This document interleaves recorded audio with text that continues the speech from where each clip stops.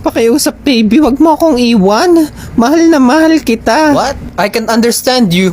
You're always speaking Tagalog. Sabi mo? Walang hiya na. 6 years na tayong hindi nagkakaintindihan.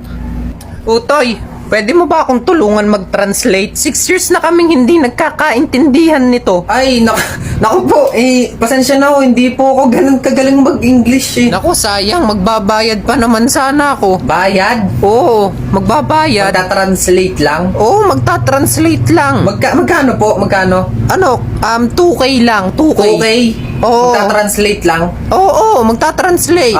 Oo pala. Kung hindi nyo na itatanong, ako po'y Bachelor of English graduated. Ayun naman pala Oy, matutulungan mo ba ako? Oo naman. Sige, ano po bang kung kailangan yung ipa-translate?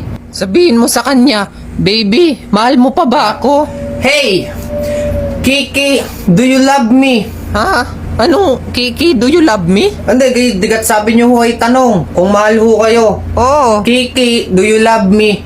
Gayon pala yun. You know what? I love her very much. Oo, mahal daw ho kayo. Sabihin mo naman sa kanya, kung mahal niya ako, bakit hindi ko yun nararamdaman?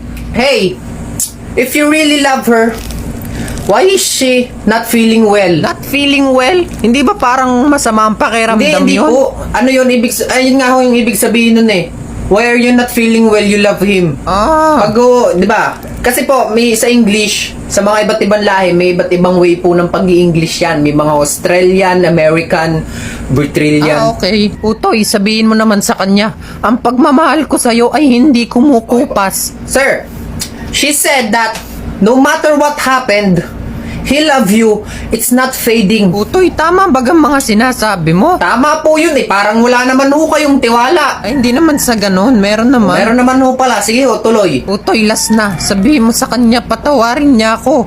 Kung hindi, magwawala ako. She said that, forgive me, girl.